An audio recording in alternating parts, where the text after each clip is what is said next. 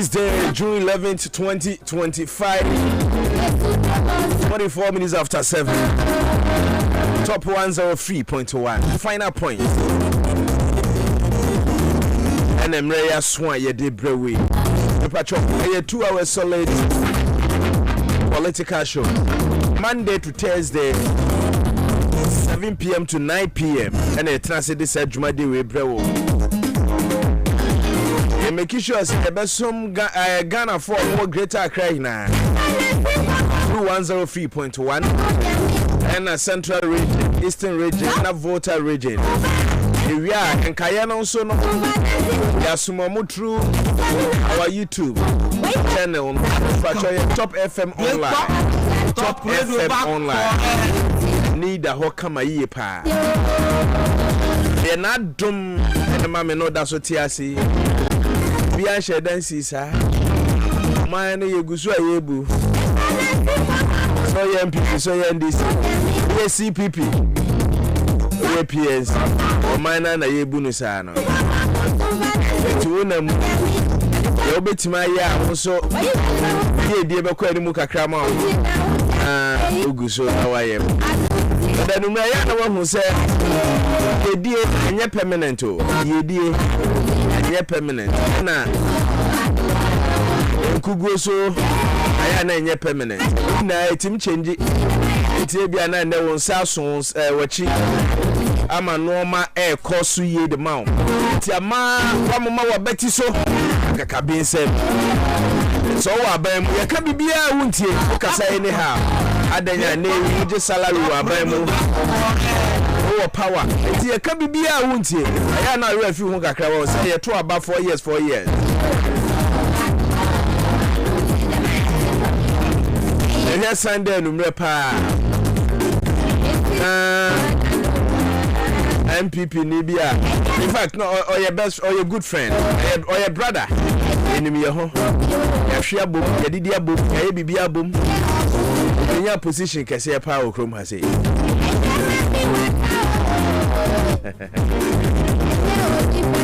Oh no, I'm mobile. The Asman is all farm rows already. Friendly pack on friendly pack. Sunday, we rest of friend. Come now, Owusu. I'm 10 minutes in Aminkasa and Sanawaka. Maybe also through Yami deep power chow. The Maya be up to on your hair. On your hair. Position on your and an hour buffet. Nekasa tenten. The Yamias say Yancho. The Yamias is so team come to the Daniel here. Why? Because I do it. So I enough for phobia no more almost NDC for. In fact, some of them they know what more. They know. And that more press conference, I'm afraid some few and central for no Domaka hot now, more sure. We live to see, no problem. So, yeah, you did and create that and can't be. But my issue, no mamma, me can't win a waffle, my castle, baby, me, Mudabi, and Crofona Quattro Mumua, Mubosha Mono from Mumu natural Mumu, and Yami and our baby frame. Yes, we all now we need a change. Yeah, can be. The MPP for in a muhu ye, and no buy a muhu dear. No problem. Any money problem be. My problem is a more down. Foot soldiers, Syria callers, more show, and yemi, show. And media for now, mote is a come on, there be. I see honor is very important. At the end of the day, the more Kotwaba sell for the two no more, and your media for no. It is a veterinary casa, they are two no moody at the two say winning your money. Fine. You share sitting on the Atwabo. You share sitting on the Atwaba. And yet the media need be babeka. And it's in a multi Jubilee House, multi ministries. I'm why selective. And I'm on your money. No problem. In a room, you ever heard? Said you so ye and Sana we are so be. Said you so ye and Mrs. Sana we are be. And I'm not cursing you. Me say the scandal ever hit NDC mo. Chene Kufuor Amamu. Scandal ever hit. And as a mumu crop, no do na nya adwuma da. apart from Munyanfo Kuja Tonu ma more parliament no more deputy minister our first administration man no more here we say apart from young guys na more CEOs man na here adwumada kasa no mu yusu ye hu yo apotra no mo de ne na nkroma when I say ye hu kasa mo yusu and ye hu how mo si squander sika so no problem ye be kan ho asem e wo kroma asem ye kan mamo don't come after us why ye be kan ho asem pa e wo kroma asem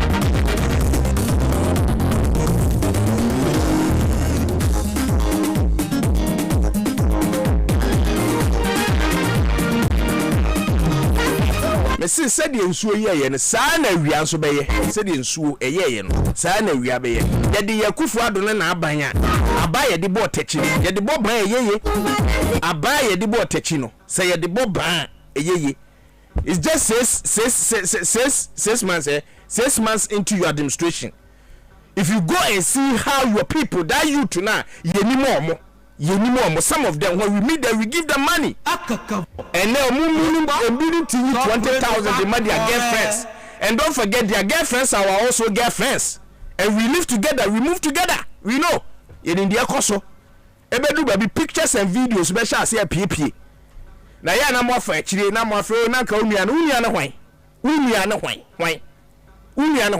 said the annual Sunday MPP ni obenya position kese MPP ni ameme na atena ye didi abo yahwe abo ye bibia together we give them job to do they get money from it and they all know about the frame aka say Kwabena fache na fa hikosi ya kasa me said the mu hu ye no sa na ye ba ko ne pepe ye ba ko ne pepe you and these guys and we are musisui mo so some of you guys you munimi some of you guys munimi yent na ha ndwe yanum sabin producer yent na ha ndwe yanum me Kwabena Owusu Agyemang no politician on ewo krom ha say e no say na me press conference hu me omo ye sabin producer if they need something they call us say kwan wa ha mu hu ye na ye twi ye ka papa mu ye twie ka papa ye tie ba bi some of you when you came from Kumasi na Accra mo betena ye mu ye some of us ye fie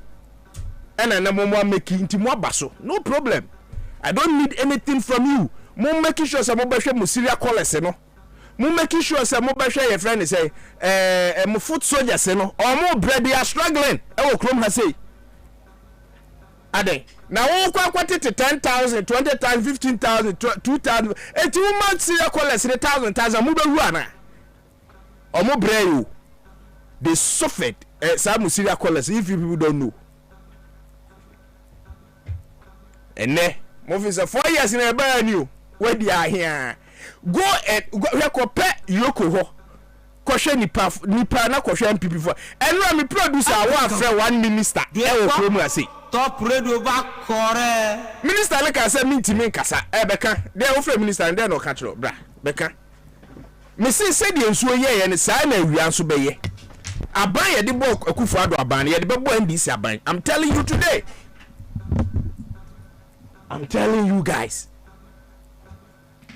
nanu mo ba ku digidi ye be ye friend say ye be power man for afikura na circle ba bi aboda omo sa de ho afa mo ye mema mo kohwe tudu mo ye gidi papa ba ko betena kase nkosi aga ene ankosi aga me say Henry Cote ye eje ban ho still ankosi aga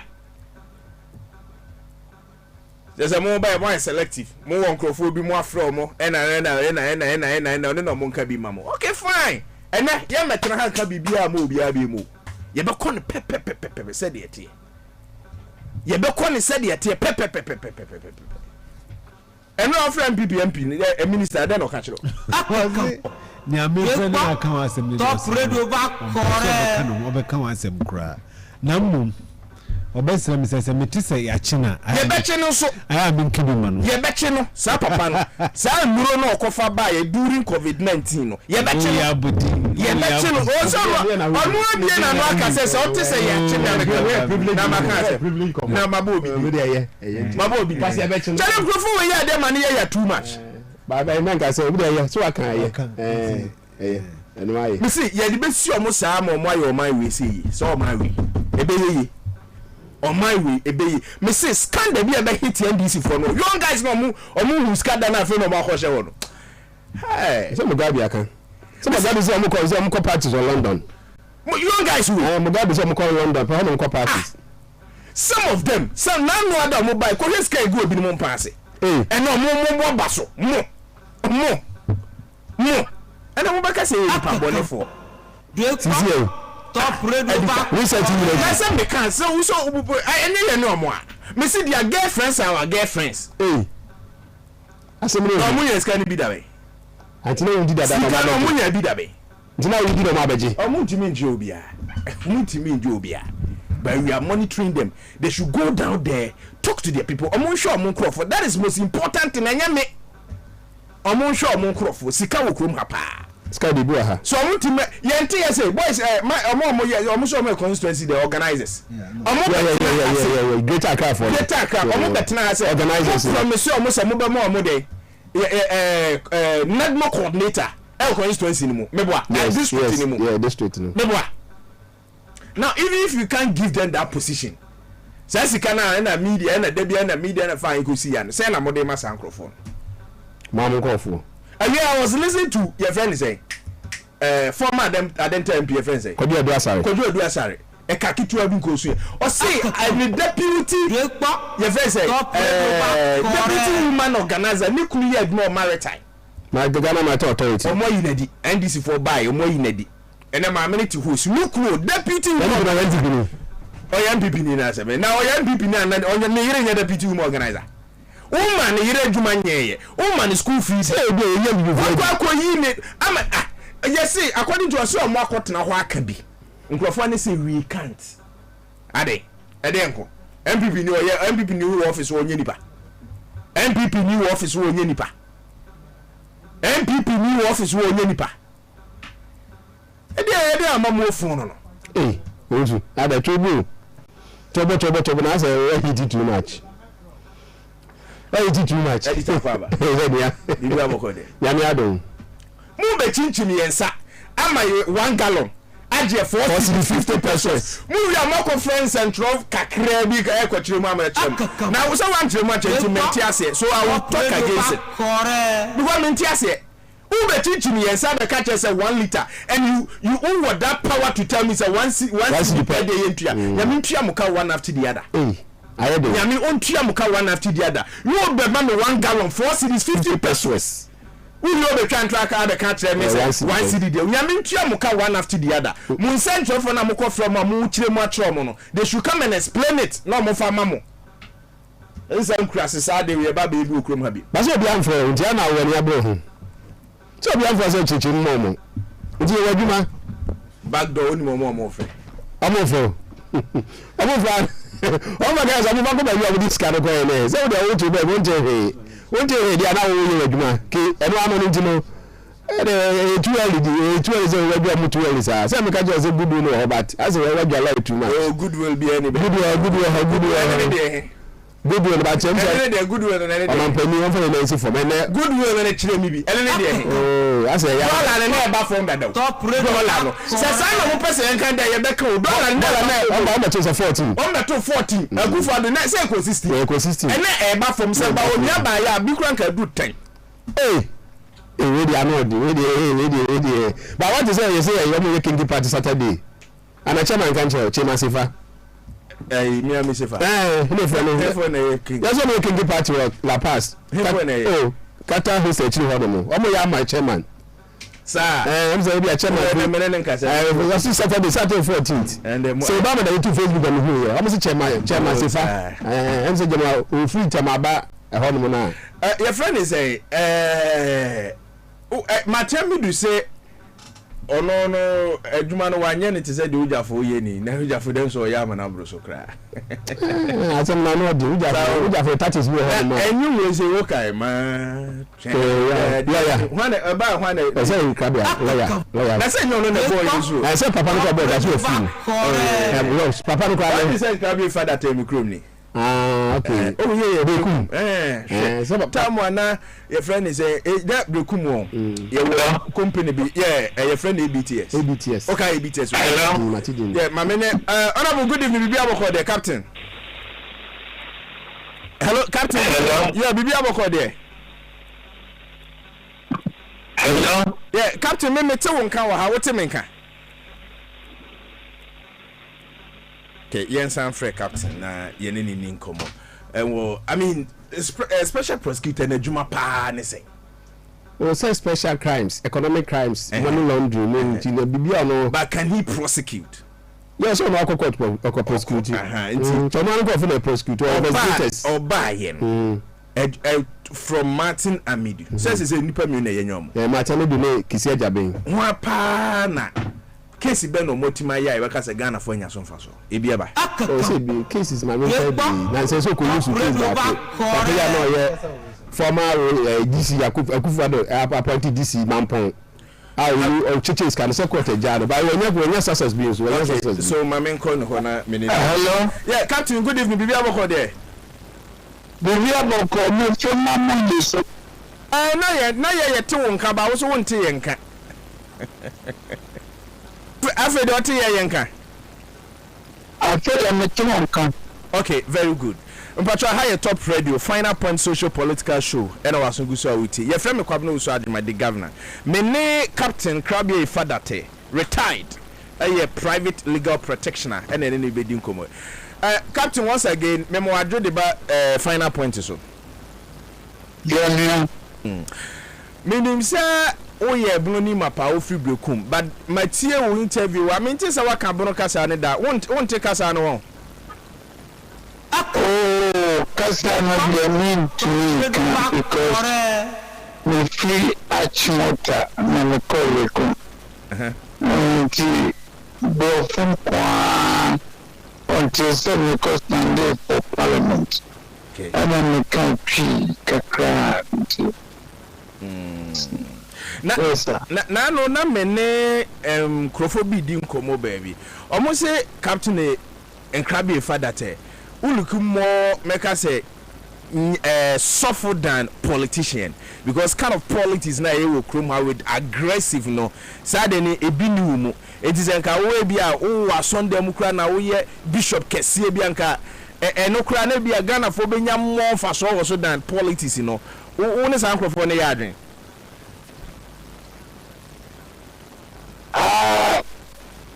We are share by your Dutch Yankopon Onina or directly our tomorrows. Top It me castle make up to some of the years so far and can more productive to the nation. Yamakane say me Yankopon person na me. That kind of politics yeah anyone kasa how usitie na hwe nima fo abai how musu yo mo politics attempt aggressive way no ho asefo a ehu difference na ono de no uhu ni say well me ni say every nation gets the government it deserves. Now you MPP that President Akufo-Addo on the advisors they disappointed us until your Twabama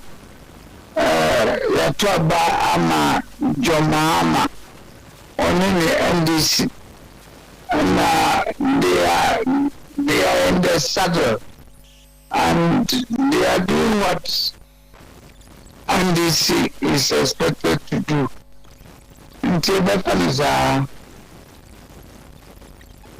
All right, your predication from Wohonum.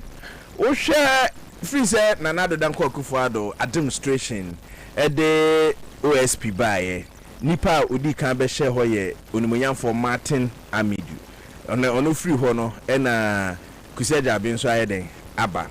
Ade be cha yesi OSP aboyre we nim fie omokwa ha omohwehwe we na wo declare be wanted na ho asefo ebi say afre de eduebo ye nim say this particular OSP saade na Nanado Danko Akufo-Addo ka say owini 2016 or de beba no owini a lot of Ghanaians or we know more hearts because of that, because you say eba beko etia corruption. It's Ghana for do na support that we say no. Obeka say idea na President Akufo-Addo de buy no. Any nipa me no mo aba be ye adwuma wo ho no. Idea no, they are really doing it the way na nanado na idea na tie no na eboa Ghana for to say de buy no. I always say, especially in America, what they do is the political case be bar. Now, I said that appoint one particular lawyer, near friend, special prosecutor, to come and prosecute only that case and go away. Now it's very effective because normally one understand a political opportunity to win elections. Canada, OSP, a permanent office, which in my personal view is a rival to the office of the Attorney General. Because we have Attorney General fully staffed, fully equipped, fully manned by qualified lawyers, experience, both civil and criminal. The office of special prosecutor become me captain let me what you are saying, because honestly how many cases now to 6 years, how many cases, and it's not their fault, because you cannot just get up and go to court so we are going to prosecute somebody. It takes a lot of investigation. You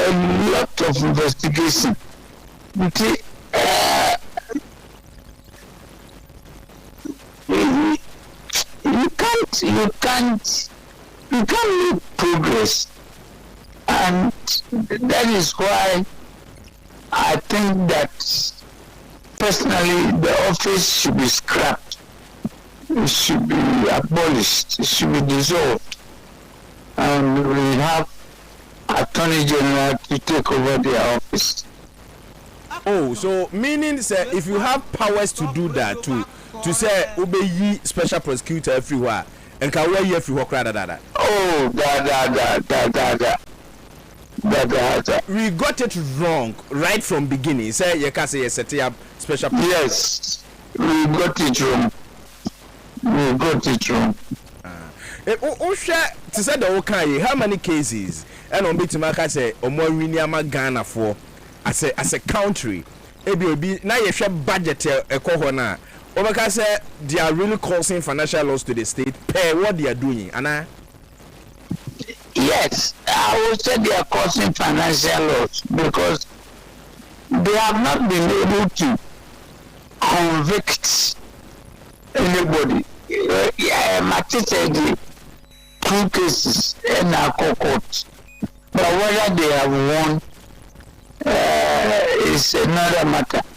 Meanwhile, as I said, the president Nana Akufo-Addo originally brought this idea on the example of America, where they appoint special prosecutors for special cases only. Instead of doing that, why not permanent office, which is a rival to the office of the Attorney General? And for me, I think it's unnecessary and it's a complete waste of funds.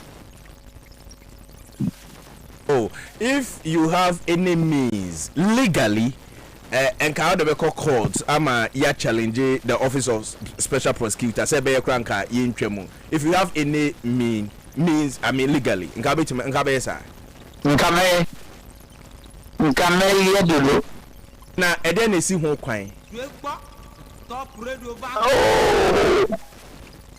I have other priorities, personal priorities, which are arresting my attention for now. But honestly, if I get the opportunity, I will lead a campaign to abolish the office. But okay, so you have other priorities. Yes, indeed. Maybe make us a scale of preference or priorities in a decline.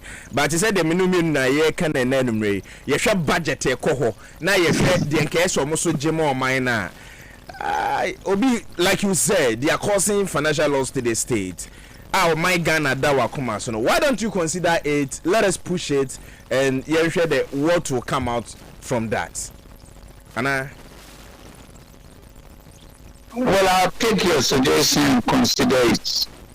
And we will support you na ye na ye ni Agyemang pa. Now, my yemfri na mention party no mo kakra. If baby a mo party free ye dey beka say under President Kofo Penso MPP Ocean Penfo be the political party no baby a they were na ye attractive but then now share na mo party ya. Why do baby a wabamu bu kakra?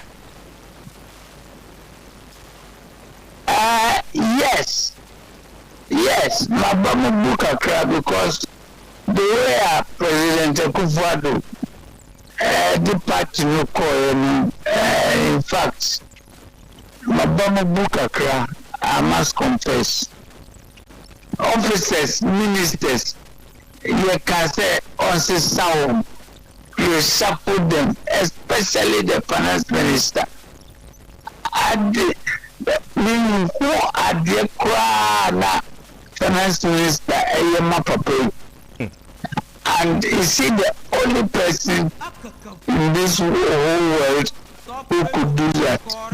Once a son, I'm a whole president, 8 years in power. He went the full 8 years with about 6 or 7 cabinet ministers in the same office. Oh no. Unya opportunity under President Kofo's administration. Not difference any Akufo-Addo administration difference in any day. The only difference I would say is that under President Kofo,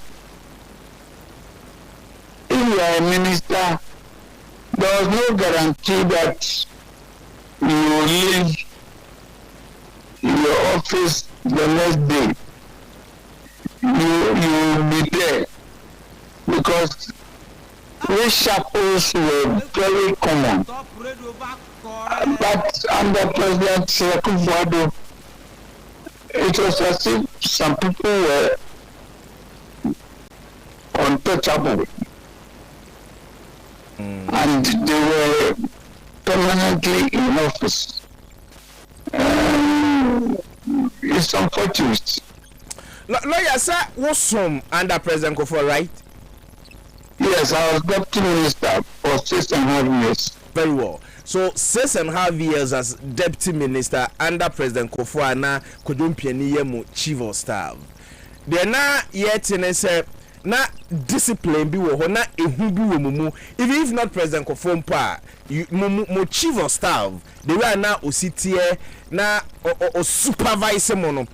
Mo ye bibi mpa na mo ye mo ahye mo because mo feel say edru fikesi mo pe asem atom. As a deputy minister, na fear bi wo ho sa ama mo. E wo mo dwuma ye ho. Well, I would say yes, because when I was deputy minister under Kwabena and later under Owusu as Minister of Interior, I always felt the weight of my bosses that the right thing must be done. Otherwise, I'll be cashired. Yes, that was true. Apart from reshuffle, President Akufo-Addo, like you said, one minister, Ofuriata, question now bisa say, ono nkwade ya na onimo ote ho na Ghana for ina ka say yen changing. Apart from reshuffle no, what else? Na o hwe ni mu say, and I know what expected from him awanye. O disappointed opa.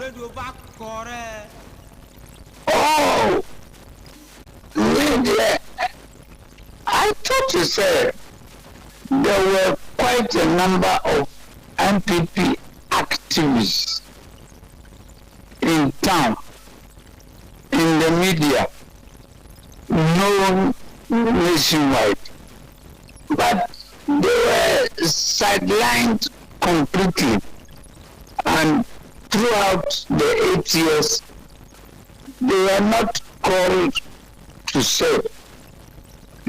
I was wondering what's going on, but maybe when you're in power, the picture is different. After saying on what 8 years area, MPP for the baton share and the vice president is Dr. Bawumia. The results that came out 2024. Who expected that results? Uyamusho, and now who say normal. It should it should happen that way. Honestly, I was not surprised. I was not surprised because I saw the writing on the wall. I saw the writing on the wall. It was coming. The MPP enthusiasm. The MPP enthusiasm that I saw in all the previous elections. That enthusiasm was absent. I didn't see any rally fever in 2024, even in Brokum or in Jinjini, my hometown. Even in Accra, where I live, I didn't see any election fever going on. So honestly, I was not surprised about the elections. Majority of MPP diehards stayed away on election day. They did not vote. The reasons are many and not difficult to find. But the bottom line is that the writing was so clear on the wall. But Captain, if you say now on your surprise you MPP lose election, no, a lot of Ghanaians now on your surprise, but the outcome, the results, who say 88 MPs in Parliament, I mean number President John Dramani Mahama Nyaya and also now on your surprise. And America say, I saw the writing on the wall. MPP getting lesser number of seats. In fact, I think we even did better. Because NDC sweeping the elections, it was interesting. All right, I know how sincere and real you are. Captain and Krabby Fadate, I know how real you are. I want you to be real to me this evening. This particular election, Meka 2024 election, do you think MPP as a party chose wrong candidate for that particular election?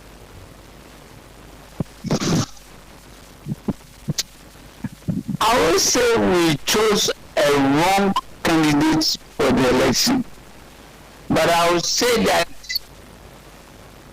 the electioneering process for the selection of our candidates not candidates, but candidates in the plural.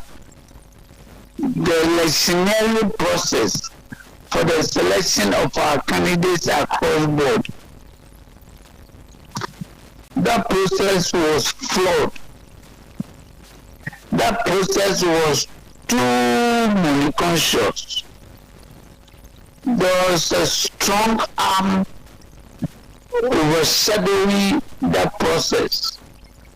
So the selection process was a problem. And honestly, if MPP does not address that problem, we have a big problem ahead. You mean they didn't choose wrong candidate, but the process now omodi choose the candidate was wrong. Now you're money conscious. That is what you said, right? Yes. Okay, so yes. Anyways, Matthias, now yes, more personal now. Odosun could be and Cambo Muslim could be a war MPP mu. I mean, led by John Agyemang for untiminye anything how. Oh yeah, Bekamu na abomu. Did you see that under Nanadu Dankwa Akufo-Addo as a leader at the political party? Did you see that?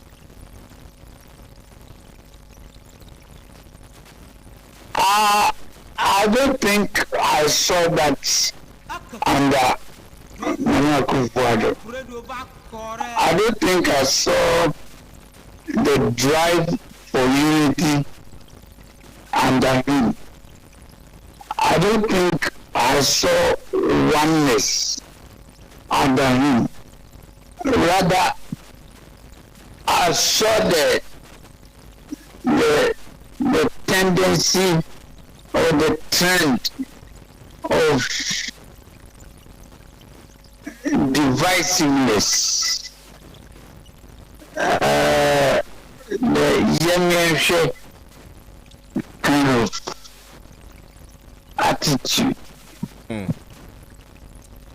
Agyemang kind of attitude.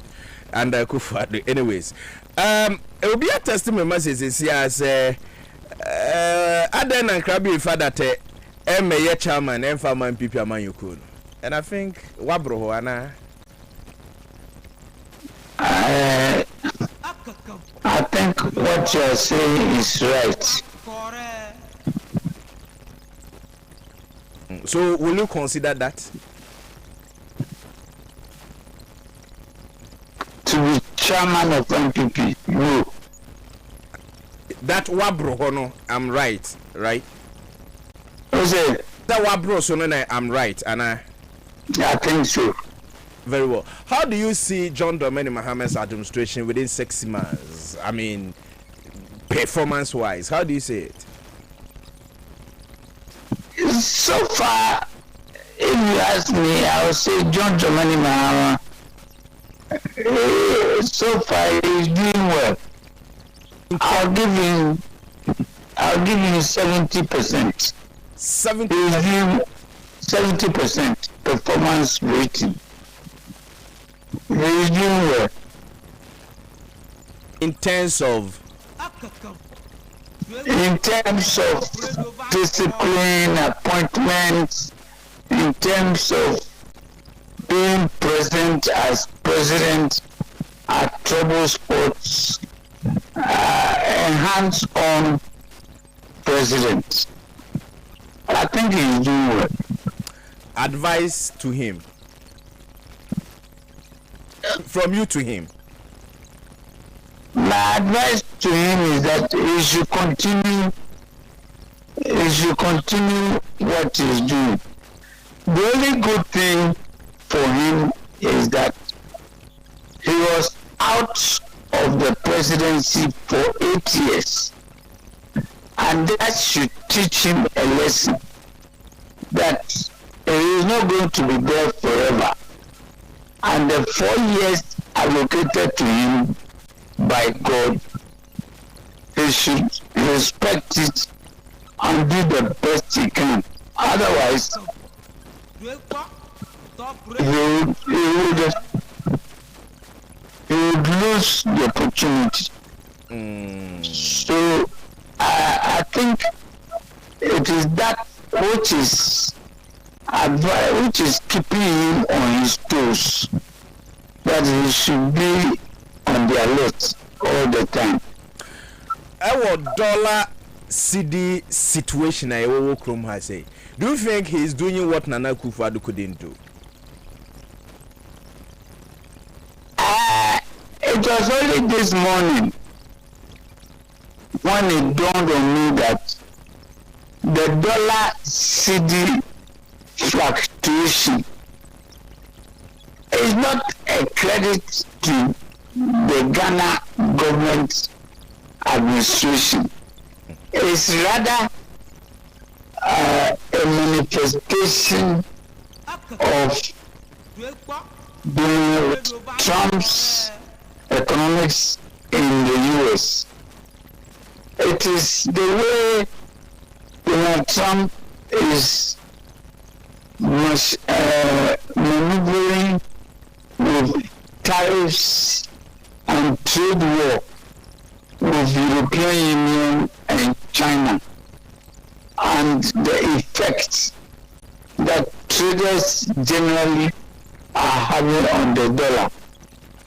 So it is not something that Ghanaian economists can sit here and pat their shoulders and say that, yeah, man, we've made it. You have not made anything.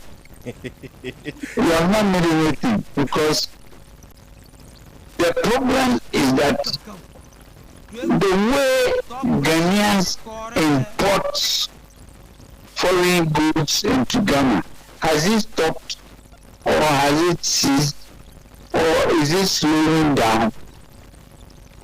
And if it slows down, then the city will gain value. But let's see what happens within the next 6 months. So till this morning, now you thought say a magic from the government. Till this morning that you realize no, say a Donald Trump ne China and send 7 manabasa. Till this morning I realize it's according to you, no? Yes, it was this morning. So previous months and weeks and days, and then who you were giving credit to John Dramani Mahama's government. And Sana this morning, what changed? And then now, then I have not the past 5 months. I have not given credit to John Mahama. Okay. It is only that this morning, in my personal analysis of what is going on, I concluded that the CD dollar fluctuation is not because of the policies of John Mahama, but it's because of what traders are reacting to Donald Trump's tariff war. Setting up gold board, Emma dollar, ain't me raw minimum anyhow, and I answer raw minimum anyhow. No, won't you give plus and Farmer John Dramani Mahama's government say no so can be at least if Donald Trump and them then cost 1% reduction at least the gold board so make it impact was sad won't you give them plus for that? Not much. Not much. Not much. No, I won't give them too much credit for that. Okay. Do you think 4 years, John Dramani Mahama only 4 years pay? Now, oko social media, or more legal protection like you. I back constitution where dear good team say, the oye dear, Kayenye reform be any amendment what constitution and concern. What is answer now? How do you take it? Oh, what is answer now? Me catch and say, one cancer, they are not serious. Any amendment or constitution to do what? So that we make John Mahama get another 4 years or what? Maybe we should amend the constitution in certain areas, like the way we appoint district chief executives. I think they should be elected by popular ballot. That one, yes. But because any constitutional amendment because of John Mahama to give him another 4 years, I don't think they are serious. Very well. Major Wakoba, my last two questions, and I mean, let me come back to your political party. Names are Ewoviemu, Biase 3 horse race, and Echo, Dr. Baumia, Kennedy or Hine Japan, Brian Champon. Yatisa Duchumu, so Trinity Bar, Bochaja Pon Trinity Bar, and no more Mokika home. Yebehu and Krabby father, the captain retired. So no Trinity Anna. Gary. Oh. Why? But this argument, I shall say, political party, Obia go 2-3 times, and Sana Yentians give you another chance. Obi so there be a performance, any percentage, and Sana ya push you. I mean, you be in this political party from day one, from a Dubois, President Kofo's, Ediba Kufuado's, all your friends saying now what from. Sam komona e koso no sa yema obi enko biem because we ko ba ku mienu we so da bi percentage onya enti yema ne nko yense san no your take on that. Pacho, every season produces its own leader. Cecia in the party MPP, the talk is whether we should repeat our candidate who was a Muslim leader, or whether we should produce an Akan leader, or whether we should produce somebody brand new in the political field. All that talk is going on. But I must protest. You are not being fair to me. Oh, you called me that you want to talk to me about Office of Special Prosecutor. I feel the Atlantic almost wide spectrum. You are not being fair to me. Mama Mensaso, lawyer. Mama Mensaso, I did me better. Mama Mensaso, Pacho. You have a signature. If you don't do that, ABOB who say you what? Okay. Media me boni dinga me boya dinidi mumane suatire amansanina if you say oh say oh yeah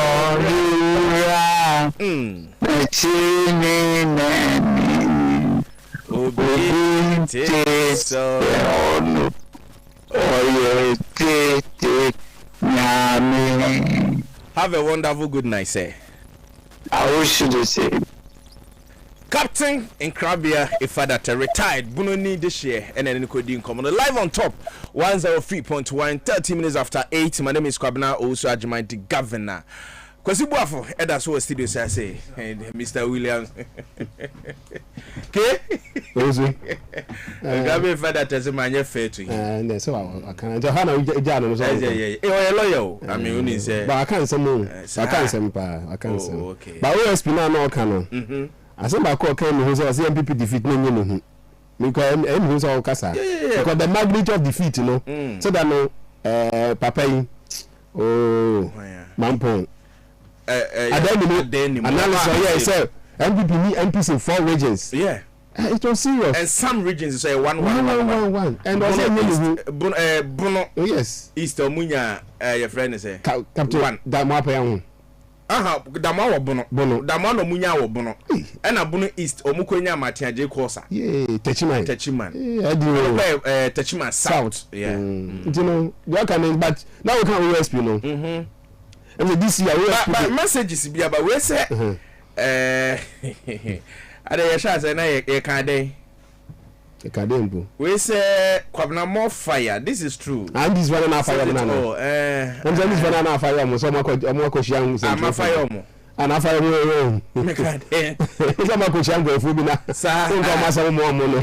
Em say na je ni pa ne kan ho asem no. Hey, London I say tell them more or say fire them. Tell them sir. Oh. So because me Ghana no dey. Sir. Oh na no dey.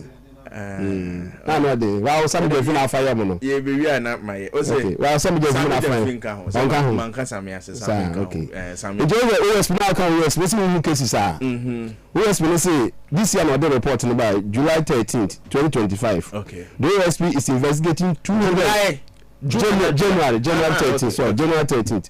The OSP is investigating 213 cases of corruption. 213 cases. 213 corruption related cases. Oh. Yes. So as a new office in a prosecution, it take time. And sign no secure a conviction and as a prosecution, it will take it 2 years. Man, for this MCR, not a party chairman. Now, former President Kufuor nominated DC. You know, Koji Kofokoji is kind of man trauma. Na way case. I say I'm saying Owusu. Na case we are now okomukra na about for the allegation by say ye chiska. And na ohu. Na baba no say from sika mo. They say ya baba ko say mo ye di betumi mamu go di adanse ngezi me. It will not evidence. Yes. Na sika kito o che say sika o che say. Na the original election and national election. It's 213 cases billion. Ghana Revenue Authority Tata Consulting Services. And one of the major cases of investigating. National Service Authority. Them say ghost names now. Yeah, also investigating. Ministry of Health and Service Auto Service. Okay, ambulance there no. And also investigating. National Cathedral Almighty or investigating. Strategic SML and the Kwabena office. Some Manase petition no. Manase no for first to investigation petition to investigate. And no Kwabena office. But my friends say corruption anti-corruption bodies every officer you FBI money other special the style our model no style I mean you take off all the CCTV cameras. I mean their computers. FBI for already FIFA for office. It was Switzerland. And no investigations, you know. They use every means to get the information on what pay. Okay. It's amount for condemnation. I say. No mind. So if you anti-corruption case around the world, yes, you have a point. Yes. It's SML. So a lot of cases here. Tomorrow finding. Nina under previous administration, right? Yes. ECG or investigating. Government of Ghana payroll administration or investigating. And also cases some of the major cases or more year Agyemang so Ghana Education Service I was announced by update say omo recruiting go for bi am sell I forms all the more man for appointment and go for the service in also investigate Ghana Education Service am unfortunate am also create your office no mo jiska or investigate state lands school lands and vested lands and also investigate illegal mining galamsey or investigate National Sports Authority or investigate Ghana Water Company. Ghana Water investigations on the respect of suspected corruption and corruption-related offences regarding contract awarded by Ghana Water Company for the provision of goods and services for the following entities: Yakam 96 Enterprise, Decom Construction Works, Embu Limited, Jokams. The construction because a contract on the mine or investor. But setting up that particular office, the purpose, no. I mean, yeah. Oh, men can see yenya there, but I think say or ye do bit me. Once Krabiaka say or cause financial loss to the state. A lot of people also believe that, but I think say a new institution. Once I might tell me do a honor. No see a man is no because you have got locate this come on to use never year day. A papa ban wa be in office. why investigators, when your staff, when investigators, some of the investigators were from CID, no, I recommend them on secondment and as your form, or from previous service, no, some I miss a new cool movie, Electrum. MP Domo Kwabena ni ku ye one of the no special press I saw a custom officer on call retired but yeah recommend no even no na da mo anenya sa friction different people baby from CID before Attorney General we recruit lawyers into I think say here man time maybe also yeah was it office by how many years office by almost 7 years because I'm said the second year about 2024 so 2022 no baby and 2019 2020 that be in the first term now or the check time I appointed Martin but I think say your man time Owusu police mo no ho ma che obu we system memory obu no mi hwe Martin don so anyi case bia dey ya ni Airbus dey chemist kakra or declare government official wana I think the Kufa is on Mahama and you know, because we investigate now. We buy that plan, so I'm for a case one. It I think say, yeah, money time. Yeah, money time. I think say institutions you need time for them to grow. Almost develop normal star number. Maybe some of them, maybe I mean, to be frank, Mr. Foyata, I think say sometimes we'll go beyond it. So depends on you know I say 14 June or January June or Beba. Or yeah, proposing we are there. Oh, but say because for all say even for him say the yard cry.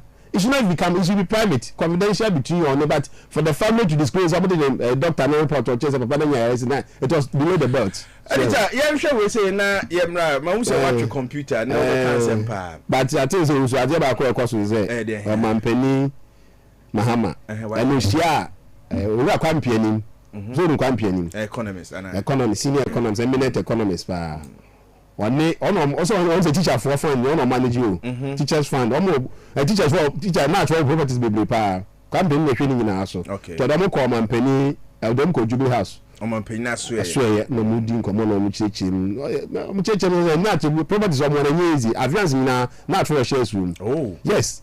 Wow. Natural shares, natural insurance company. Natural insurance company. So I'm sick say we company say say Mampeni dada GPB no here na debt restructure no here na come sick say say kebe ya could bear $1 billion fund $1 billion. Yes, this is huge. Almost this GBC here teachers fund and then credit more teacher for no almost properties be na dey ba cause me share on the teacher for no can say me be no can na be a teacher for one person here housing no but he say we share teacher for social necessities for no. Okay. I think it's getting out of hand. Okay. It's getting out of hand. That's is when almost so declare ya o mo pani for aduane free. O mo pani for aduane go baby ya. O so mo executives no. O me be 7 or 8 or 9. But two kwan. O say then na enna health minister to share vice president of nurses no. Lawyer no. E dey to share no. Nipa two kwan na ka no mo ni ha no mo.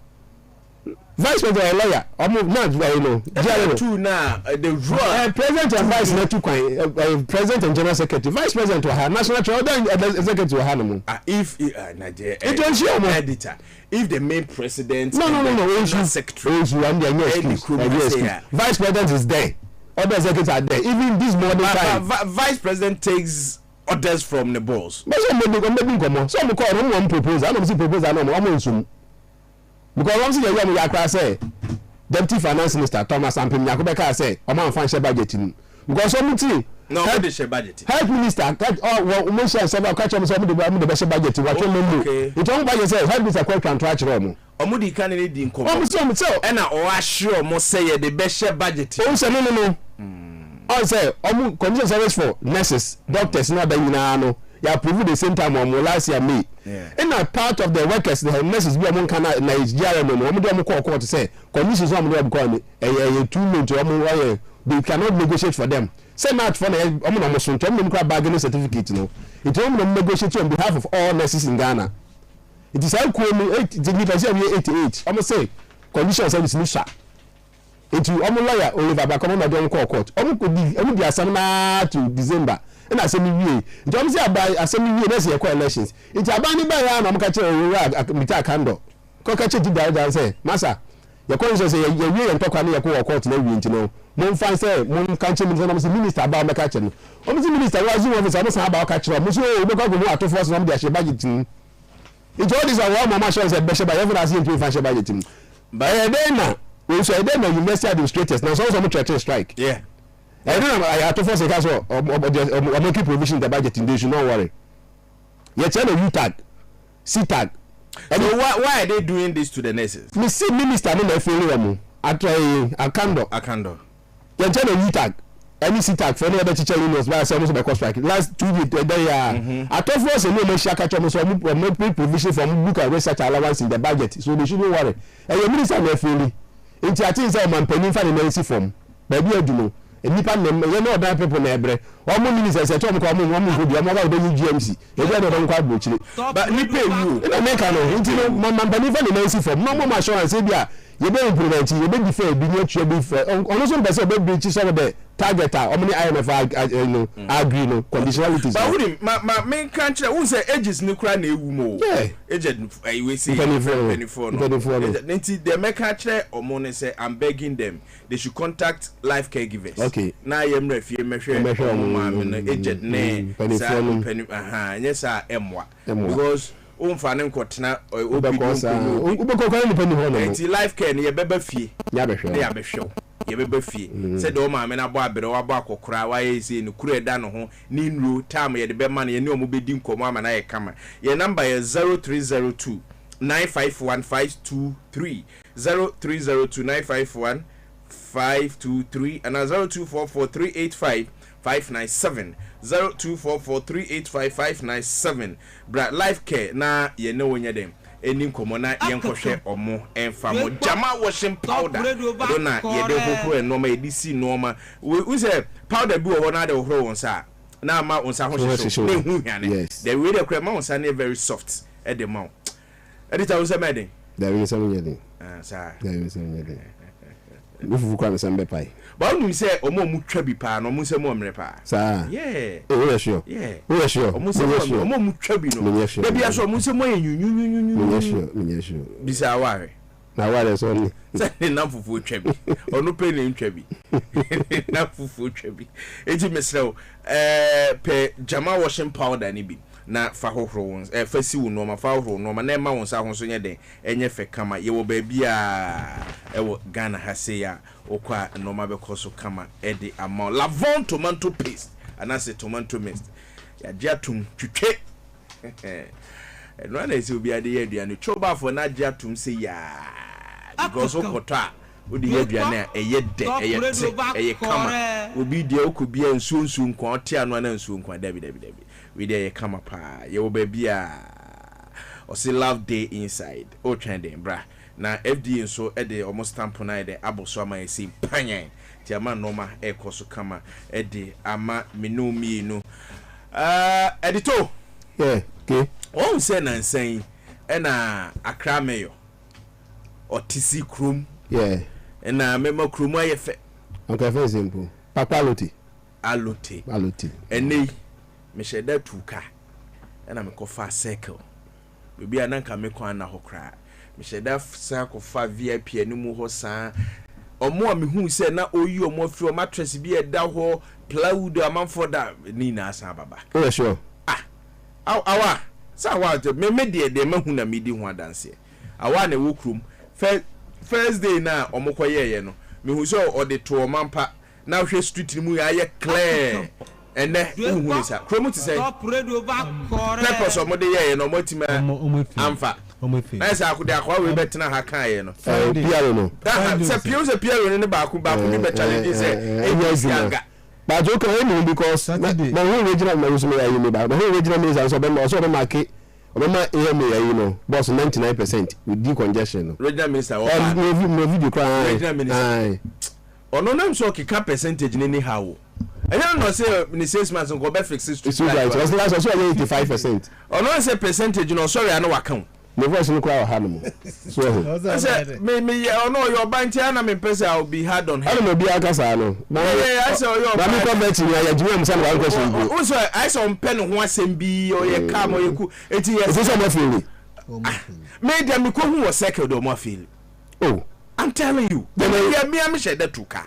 me say me call round so akwa hwade omu gu ase ho na che say enoma na yi free woni na asa ba na we in between ufi VIP there's another station if one na no this is Friday if you know there be friends ochima bo ajen call for no yeah PM the from say oh casting kito ekokumasi PM Express and say PM Express then the Express omo ho no star station ho no what's office station so there's Nigeria for Ghana Loduko Nigeria then ensuo na da ona efe no dona no ensuo na da ho so in between ensuo no odona no any baby o de cut overhead na sakasa yes ball be go around 2 p.m. no and I was asking myself say adena ball no kro muntimi sesa na no pa na awia editor ball be egu ho no any the way am for the normal ba be gu o mo de da so te am say no the paper say what this arrangement is some 99%. I'm sure on the percentage or can anyhow can anyhow then I think say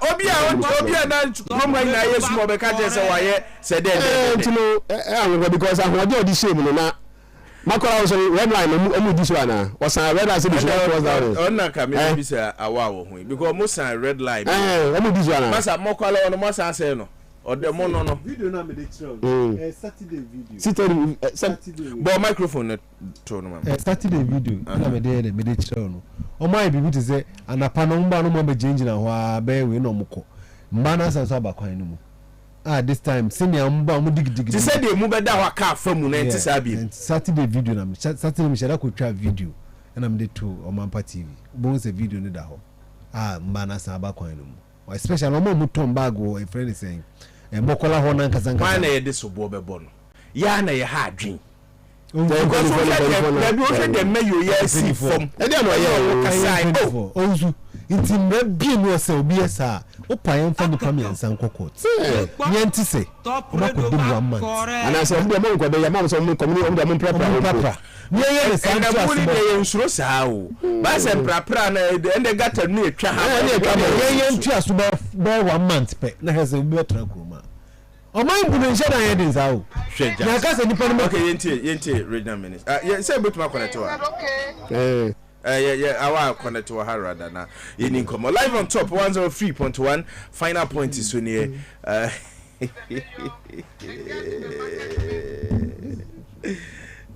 ready ya go for say we na can say ashem but make for some spices and for more okay o say enka say yeah enye we ya comfort do kuju MP4 adan almost all my 99% no enye region correction enye region but still I say enye region say region and nka and you know majority chief river so obeya mama by enye region sorry enye regional minister but mama but still mama on the supervision omo here but the thing has not been effective the thing has not yielded the results ani epeno because I record here bi hu here you Medina junction you have no circle hakromu twabia na eya adwuma fine enti abubushi otu am free ho so na me say that circle your friend say odo na me ka odo na also one correct na obi na test me say odo na na odo na efa ana bibia na odo na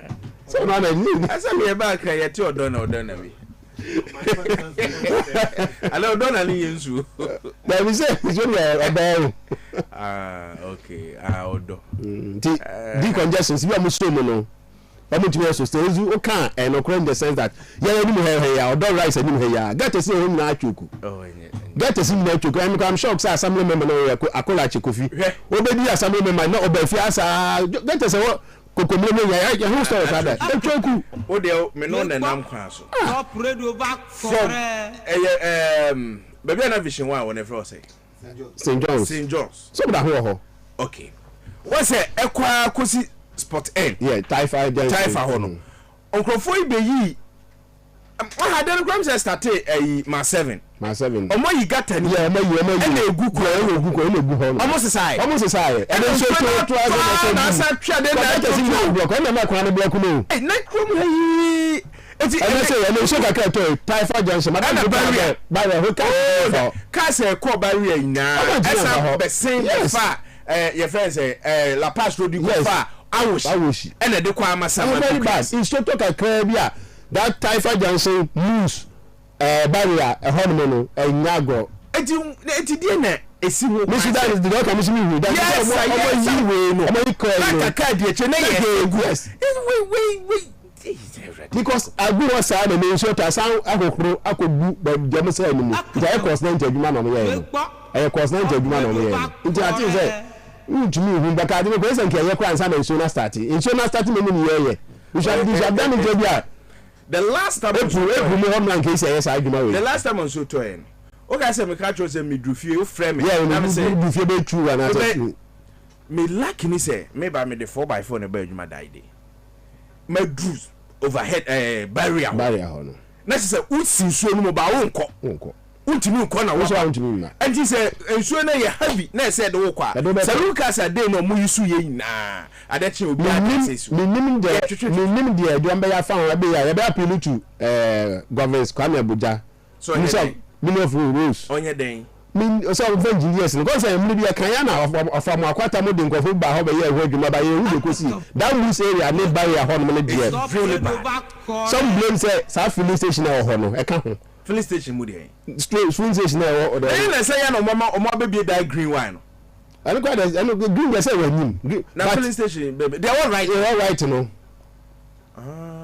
a ho no main problem no ho no say goye wo e na unity so ho they go right or ananye me ka de wo barrier ho na nkasa share na wo barrier ho na nkasa no okay I was a home start you the no proba rules ho na eba sa na be do Taifa Junction it made of am akwata man engineers bi ba Taifa Junction no mu ye ho je ma me de kosi ye chebe to appeal to conference Kwame Abuja Minister of Rules say we there on engineers nko because that could be say be fenipa be ya na do BSc am for car says ko do fie 2 AM na wasa sora ho asaba adwuma enu ko mo ton ma wo muso ni be se omo ni nyina eja ahye omo ni ma na ehwe su so ja ze wu ntumi hu ba sa adwuma fon na mo hwa na ye MC ehwo ne de ho ga Easter na ga Easter Samu eti sa MC na waba mini so na mo ye adwuma na ebe high authority na eba rules for ebe increase ebe high race and eba rules for eba ko mi hu na me enda sa da bi akese sa na mo gya no ho na so na sa to na sa atwa bu eti sa wo de bo pa ena eme yes ade na inyansa bia ni because of financial loss this inyansa bia ni because of financial loss this ade na eti kwa sa wo ko no card ekire mo ya na na se bia just after a day na mo ba be just say e bia mo say na mo say show nti e ma show ni free man san ya no ba so kan no egu oba wa na 2 hours ade na super highway no so say ya fa down no mpodia reasonable but super highway no so be na woman atwe for how many days e bia me thinking no to come here no come asesa the purpose of going to say money all this account it has been defeated because me come say yi convert na yi amotwe an we na bu kwan ho nyina na say we dey say me will be ache and me will be kwada then I cost 90 work you could do by your nkranka fifi serious and Amasama road no fast so ache kakra e be fast I heard me fa ho me line ko ho no nyamia ya adom enra no from barrier ekosi your friend de no mo ye wo ja heba ho no omo bi atum ho de no omo bi atum enti e be ka se ufri sese no ufri circle ha obekwa akosi pokuase interchange na se de unsha traffic and I say udu pokuase nso a kakra bi ka mu ansa na omo join your friend say Amasama ho de enti e ho kakra na yesro omo nye enka ho na from Amasama ho na kasa no zona shase to muntwa so kakra maye enkosi nse wo mu no kaso de the last time am fa so eko asenfusu na omutwa so nti utim kokra kama ba we ni de enye nti ye pa omacho omuntwa so kakra de emaye and then we saw the story be my say government appeal to so story aduma ne yaye umomu se maye na cheche we na bi brother woni mi yanko okay yes government last week me ko kumase na eja me mrant se mbae akofa play aha kwan me say o na ho na ese ka o ko ba ko ba bia na the benz ba fa yi aka o bebo enti me say na de me fa kanto kaso e na me kofa amanfo plane bi e na me de ko me twa in and out me kon me hu say airline bebre ye ayi adwe kaneshi cars na ekọ kolebu no a utwa ye tim twa sa na nipa na ye macho aye ni plane na nam soro ho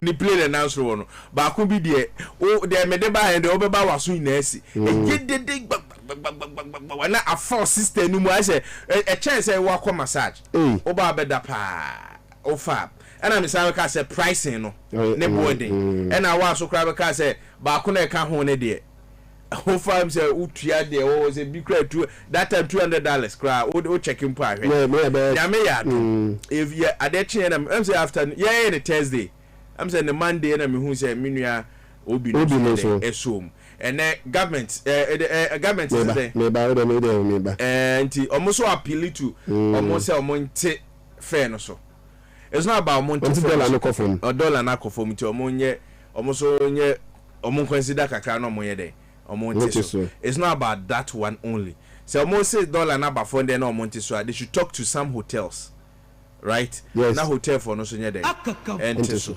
and watch you know me say omon koye inspection was our plane mu say bo na e ba for mo omon ne omon kasa say plane e bia ye dada na omon ntimi omon change no edwei ai nkakra Ghana for na yaje atum omon fa bo no ba for nkakra ebe kakra wo kwa obefa because here so betna ha 4 hours 6 hours because ye kwan nye na ye nsanye ne dual carriage ntino usuro accident o 30 minutes na wadu ayi ba ko ne kra de am say African hour na de kra 27 o say yeah 27 minutes na wadu yeah and then fast and passion ye friend is saying 30 something as a 34 35 minutes na wadu nti kenya bad say reasonable your friend is a price in a year oh nko bia betima ko bi aba na we say me ko ba adwuma me ko no pass ba adwuma what I say nti government appeal to them so we reduce on fair no nko dollar na ba form it's not about fair no nko quality of service should also improve. Quality of service should improve. Then we can say customer service. Some can say, but so the whole amount for comparison customer service is very poor. Yeah. Would be no because I should have gone through agent. No, say why should I go through agent? But some me minimum interface here. I shouldn't go through an agent. Into I think so they should improve as a minimum as a to my mode. Into civil aviation say they can be be other calling and call for more. They should up their game. No improve on service. No price never for my year is good, but quality of service also improve. So that I can say more issue back we. Issue back. I think so. They should have their and easy there. Ghana needs a better business. Because as we am there, we are not in the problem. Sa we buy Starbo by na koy. What happened? Because I'm playing na no nya bad crowd. I'm so bad that and they buy a mono na me for be. As I do more I think the market is there because the amount for energy home. Oh, say market. Can I say me to say massacre it is about for class some person per airport. I'm also prepare about plane be ko because demand said that I can demand well Kumasi into Sunyane. I'm say ye Kumasi takrade na Sunyane. Ye Kumasi takrade. Sunya kra nya ana tamale. Aye tamale takrade Kumasi. Yeah. So Sunyane ba inche. Takrade because of one say oil for it no. Multinationals so mo kwa empany for no. Na Kumasi business for no. Na tamale so there. Because of atoabo we say no gas yeah yes okay so you be my chief on so then now akwari pa asema de kan ye nua pani so we be ka say na money we so we ko dupu yi our press conference asema da make am say you want to le bono wa kwari press we kikikiki kra say na ke na me hu de ntia we hu kg of our chi na mi so mo sa o say omusisi aban according to the press conference na oh yeah no o say omu generate 10 million Ghana cedis a day what I say now o hwe de kwa aban ho a that's is kind of omu jigo omu say but then I had opportunity to talk to we know omu penifo no is it what KGL for penifo no and they say I think Ochina ba me the all the figures in the Bible. I don't know if you have it. There are figures in the Bible. Yeah. That time na aban ye no. Na him say aban to mean generate sad no crap we say. But also the thing is that any KGL kwan me but KGL gives NLA 100 million a year. And now mo afa all the your friend is saying expenses omo ho ba say KJ ko mo nye Ghana pe no mo this only do Nigeria so KJ do Nigeria ba say KJ Ghanaian company nti no in America say enye KJ pe no mo ne NLA ayo third party contract o so why dem no dey use KJ for nko aso the private company bria omo ni NLA adwuma ebi ye we mitimi body omo doso omo rent na so loto na doso so why is he signal KJ na me ase no so why you be here no why you be here because NLA board no AG go so represented by Solicitor General also AG Attorney General Department omo na also ansana Samuel Okuni KJ for sign this contract so w anya Samuel na sign yo Sami na sign ye. That be starting war. Say Sami be sign there. Sami na starting ye. Sami na starting we say na Sami be continue yeah. And you know Sami will not fall for own to even how Sami bo man no to adwuma be ye attractive. Yes. What dey be atena bi ba na ha say kotokodi mu no bem adi itini yenye KG nkwa projecting ye NLA. Now say KGL and na man na ye twalo to no wo phone so no. Yes. First now be that first dey bia dey who ko twalo to kra na afere. Asema ye kan say NLA no biggest problem KG NLA biggest problem local companies omo down na omo nsu NLA for numbers omo twa NLA. There are so many local companies omo use NLA for numbers 90 numbers na be born every day no omo dey omo dey so omo twa NLA they have not registered NLA omo use omo meeting no take care of man ko dey nsu to am ntumi nkotwa loto no I don't know kojo ayi ni apenu ayi fa simple Mr. Well should focus attention KJ do omo yemo dwuma they are a private company omo ni NLA enter into a contract unim once a change of government ba wo ho ye na ya ebida but ye sa de biem tio and I make sure say ye na ya ebida if we owe interest it will be bimu na wan checking here you don't even think about car state in the because when judgment dey be here $20 billion $20 million is it no is it million or billion 20 million $20 million $20 million na ka yam fan support to you for this is very am strike because you say we are here to cancel one contract na you tua $20 million e dey am one person company come on them adena nipa ne ye no state ni yam fa so ana say yam fa so enti a ye ntwam nkoma nipa foforo tio afa na ade kwa koma nipa foforo contract sa contract ade koma nipa foforo so obetima ye so ntimi nya fa ode emfa ne so obetima ye ba ode koma nipa na yes an bebo another ka 20 million USD do you know what 20 million can do and me say market loto my Ghana population get 32 million who company no betima ya only ele nko say na wo nya ne de come board na enye se ebu obi dia ansa na wo watumi akum me that's my problem we be a obi obetima ya unu nso ni conference proposal nko ene no mema me say me dia okaza ene no mema wo 90% never 10% or company fa nko but don't this obsession say abamba ntino yenche obi contract obi the previous contract na message for mokase so money the previous government sign condition of service no so be say amu hold about to fit amu so money ayi government na ye adwuma omuni oman na ye adwuma ni omuni government na ye adwuma it is a contract o na ogi say ye adwenti na wo mentias you I think say we na too much we na say o tan bi mo bi on share how okasanso and let me my many NDC for bi ne mo nkasa hey listen asa ko mo so bi no enye bad way any some of yens and trophy we ase wo hu kasa Emma akoma top radio back kore I learned some journalists ne ebinume questioning nesefo ne se ebinum kra bon ebinum de entwaye no entwaye bra he let me be real today obi wo ho an education wo or SS ne primary school JSS na onya de but only so team pick it up at college any university any BBC so himself BBC say you from late developers obi an my no ni say listen me ni say nursing college bia be pick obi o wabo FF it doesn't happen that me wan kasa yi ga no wan kasa yi nipa yi na wan kasa yi enti no asem na aba it happens under President Akufo-Addo. Nurse for strike o.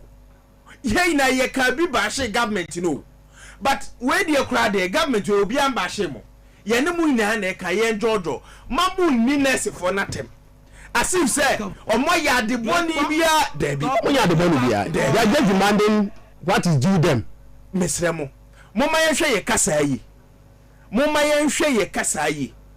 Mo di say ya na mo be say President Mahama na ni monyam na owo no. Because President Mahama no obi o wotema. And for all you know, ade e be che kra ma na friend for no makasa. And wu na anya wu na wu bu amamu no. Baba betra kasa. We are causing disaffection for the country. Do you know certificate ekuta some of them? I'm a general secretary. Hey, David Tenkrai, or a PhD holder, or a doctor. So how can you talk? Or a lecturer, University of Ghana. So who? Under MPP, vice media stations are more financing for a better night. And all of a sudden you do a and then how kind of principle is that? And then number. So GRM vice president, you know, or a lawyer, the American Social Minister 2 days ago. Or a lawyer. Let's look at it. Or a lawyer. Practicing lawyer. How can you denigrate themselves and say, and they're very bad. Very bad. And I've been telling you here, my country, yeah. You go press conference na mama ye 10,000 5,000 na omo oboti ase ho no omo hu chiro omo it is when we get this money we think everything that government is doing is right. Ye critic problem the government of the day. So also you are critical asem back can say that yes you get this see ye the amount ye the next for better TV yes just against Akufo-Addo's administration. Is it because it was against support them? Is it because it was against Akufo-Addo? Come on. It's Mahama the nurses no more ball. The amount for good pass been a call school. Come very bad. And they go retired for no what's for Charlie. Now to Unmasma get a car president of GRA Kai. You know more tria ye be wo krom. Yes. Unmasma Kai. What say? Now more journalism even veterans in school. Okay, yes. And then I make catch that wakra. Obi kura ho 3 months no kwa. Onko obi mbuda. Odi ache was for Mike Mama say we but oko ne no better school. Ministers of na 1 point fake doctors. There be 1 point fake doctors ana. Hey, fake doctor bay. Now guy na come ko you know you fake doctor. Any child board no. Enya this abani appointed. Child board no so no. Do you know ministers or certificate na kando all parliament na the certificate na agree senya. Let's be real. I don't know. I don't want to ask for a kind of them. Yeah, that is in person. But more trade rubbish on Facebook. Yes. We are causing disaffection for the government. And we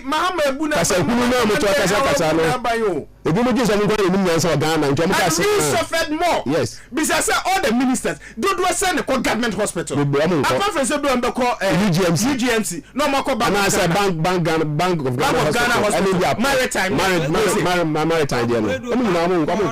Yeah, here for year. Sorry, I could delay.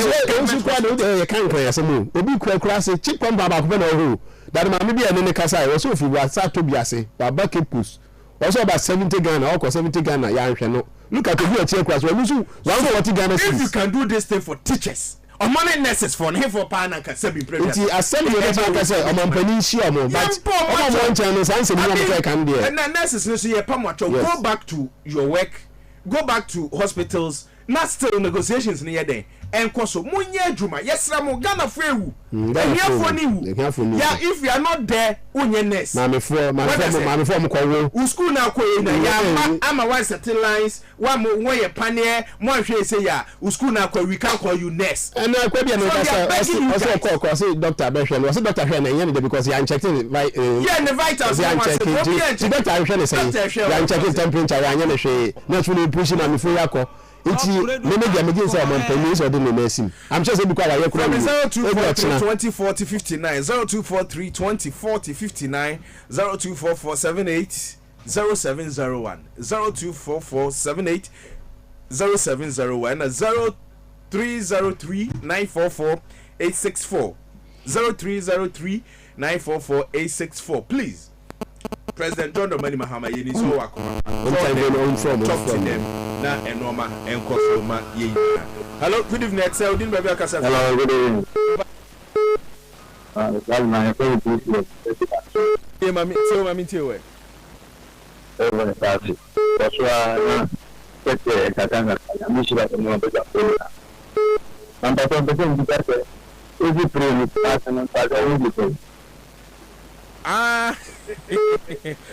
BJ 1870. Maybe phone away. Back and a baby so 2,000 plus.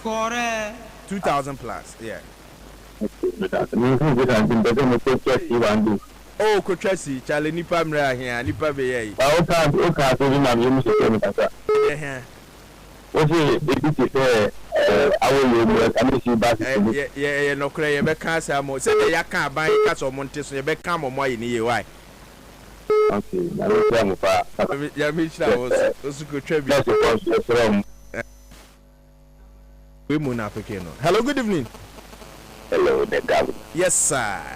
Come away. How are you? Ade, how are you? Well, I'm on you. We more. I'm Above Lily. Yes, my lord. Oh, you're brutal. Oh, yeah. Your planet is furniture. In a couple so,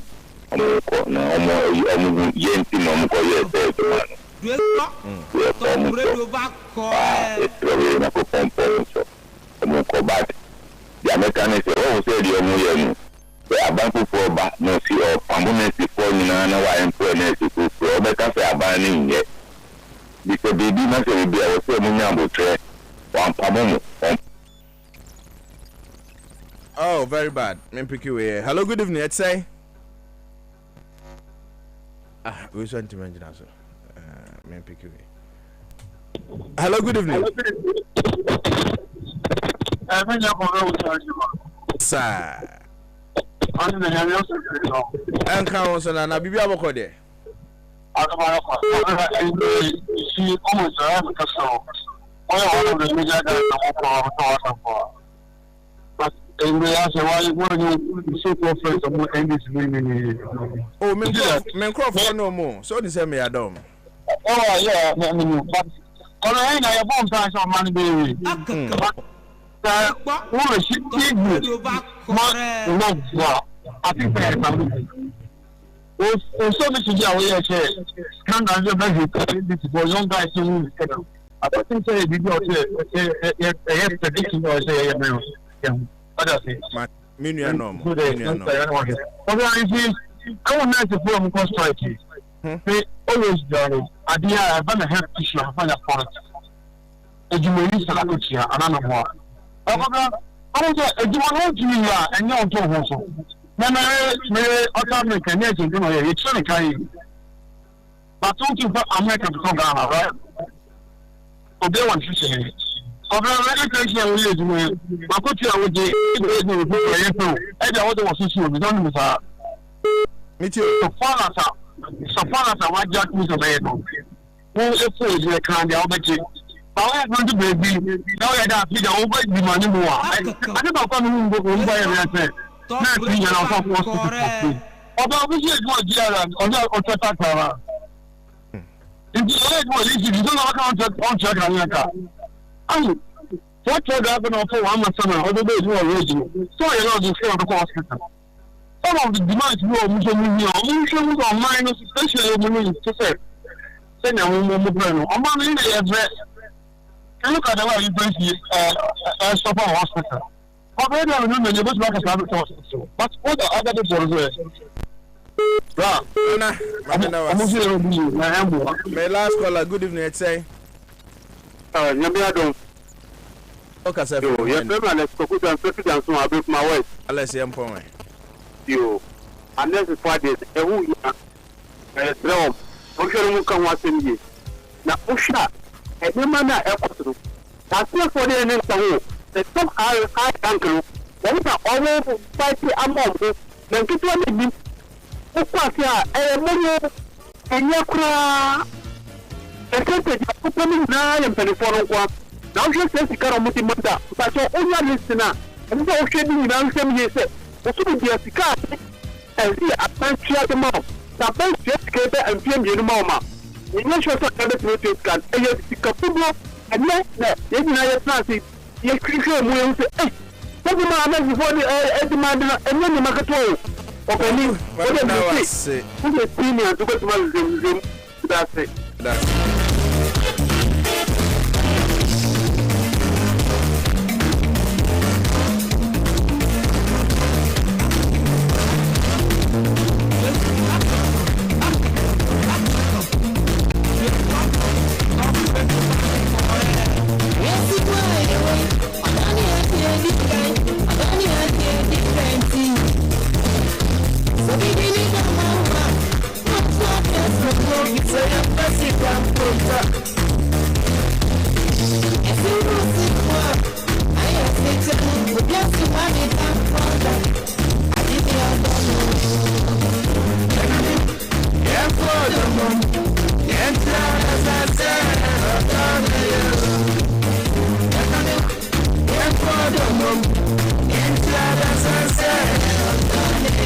Okay, next time you're radio. I am come when you beje home pa. But your woman come home, you know I am for domo. Yes, my gun. Yeah, we sure government appointees were. Me sure BB on your case.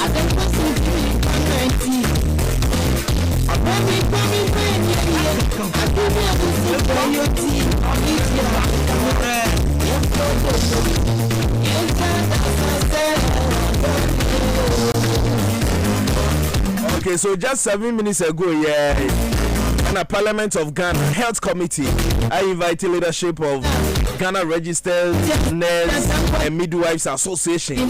Saying a couple of years, Momra, no Mumesha meet, or Mumea meeting, no moon discuss implementations, plans in PBR, a couple of years, much nanopa. And the Asanas and Penny Fonina, Munjin to Namonko Maya Wate.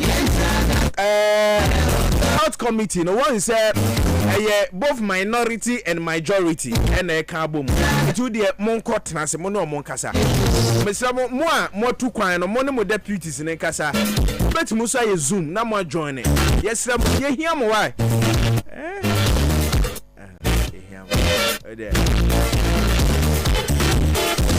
Obisi Minkajo and said, more girlfriends and a woman. Monco. You bet you near dear woman, you bet you a for from Kwabena search my the governor. Yeah, we had watching a bit at the same time. We start thinking finger and affair. Yeah, Juma Danes, say hard work pays. And good evening to you, Chris Dugan of NLA. Yeah, bro, I say. But you don't cry. The students loan net saying. I mean, show BBI. Watch now, same time. Yes, yeah.